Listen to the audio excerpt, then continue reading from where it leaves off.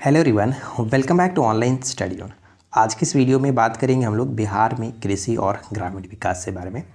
और कल अगर आपने वीडियो देखा होगा तो जिसमें हमने देखा था बिहार के परिचय, संक्षिप्त परिचय मैंने आपको दिया था, ठीक इसी तरह से बिहार का मैप के थ्रू। और उस पर काफ़ी लोगों का रिस्पांस जो कि बहुत अच्छा आया, आप लोगों को पसंद आया, तो मैंने सोचा कि इसी तरह से आगे भी कंटिन्यू करते हैं। तो आज हम देखेंगे बिहार में कृषि और ग्रामीण विकास, और इससे जुड़ी जो भी छोटे मोटे पॉइंट्स हैं जो पेपर के लिए इंपॉर्टेंट है, रिवीजन के पर्पज़ से ये वीडियो आप लोगों को मिल रहा है, तो आप आराम से देखिए और इससे जुड़ी जो भी चीज़ें मैं आपको बताऊंगा आप उनको अच्छे से ध्यान में रखेंगे। ठीक है, तो चलिए शुरू करते हैं। जैसा कि हम जानते हैं कि बिहार, जैसे कि सबसे पहले ये समझते हैं कि भारत जो है वो हम जानते हैं कि एक तरह सा कृषि प्रधान देश है। ठीक उसी तरह से बिहार जो है वो भी एक तरह का कृषि प्रधान राज्य हो जाता है, क्योंकि यहाँ के 76% जो जनसंख्या है वो कृषि पर निर्भर करते हैं। ठीक है, सबसे अधिक फसल गहनता किस जिले की है? तो शिवहर जिले की। और हम जानते हैं शिवहर जो है वो जनसंख्या घनत्व के मामले में भी शीर्ष पर है। ठीक है, सबसे कम गहनता है कि फसल गहनता पूर्णिया जिले का होता है, पूर्णिया जिले की। कृषि क्षेत्र के विकास के लिए पिछले 2 से 3 वर्ष पहले हम ये याद रखे थे कि बिहार में कृषि विकास के लिए बिहान ऐप स्टार्ट किया गया था। तो बिहान ऐप का संबंध किससे है? तो कृषि क्षेत्र के विकास के लिए कृषि विभाग के द्वारा लॉन्च किया गया है। राइट। जल स्रोतों के संरक्षण में शीर्ष जिला कौन सा है? तो बक्सर। जल स्रोतों के संरक्षण में बक्सर शीर्ष पर है, याद रखिएगा। जो हमारा आर्थिक सर्वेक्षण है जिसमें बताया गया कि प्राथमिक क्षेत्र का हिस्सा, यानी प्राथमिक क्षेत्र में कृषि आता है, तो इसमें प्राथमिक क्षेत्र में हिस्सा कितना है? तो 20% का हिस्सा है। बढ़ोतरी कितनी की गई है? तो 6.7% की बढ़ोतरी की गई है। राइट।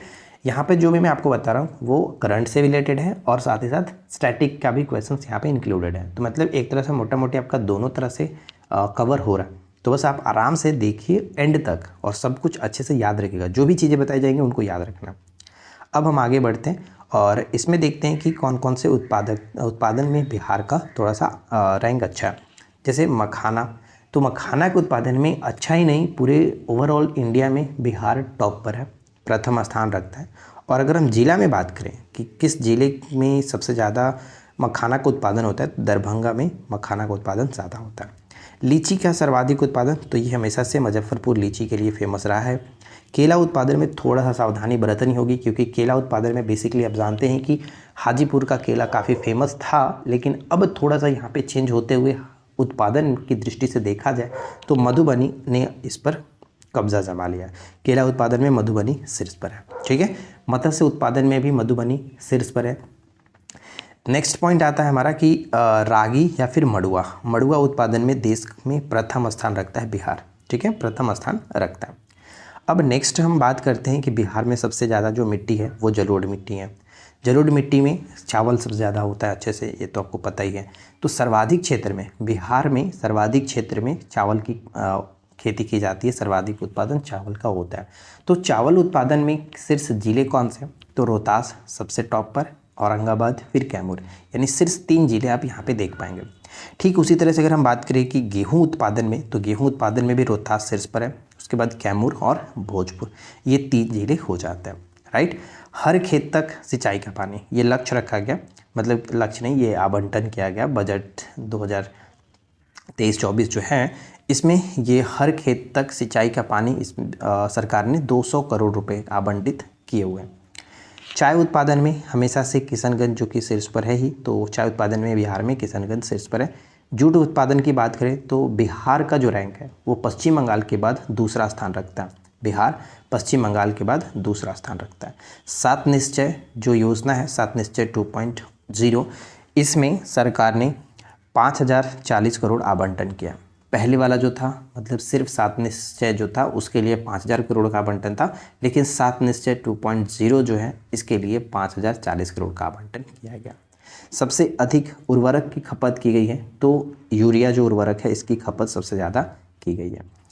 और कृषि क्षेत्र की अगर हम बात कर रहे हैं तो ध्यान में रखेंगे कि बिहार को 5 कृषि कर्मण पुरस्कार मिला है। चावल, गेहूं और मक्का के उत्पादन और उत्पादकता के लिए बिहार को 5 कृषि कर्मण पुरस्कार दिया गया।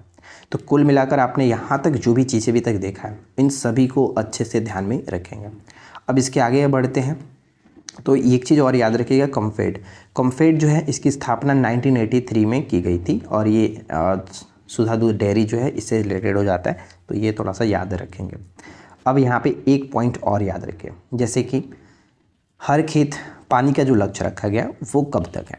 हर खेत पानी का लक्ष्य बिहार सरकार ने 2025 तक का दिया और फिलहाल राज्य का हरित आवरण कितना है, तो हरित आवरण राज्य का 15% है, लेकिन सरकार ने ऐसा घोषणा किया है कि हम इसको बढ़ा करके 17% करेंगे। लक्ष्य है 17% करने का, तो फिलहाल है कितना 15% और लक्ष्य 17% का है। ठीक है।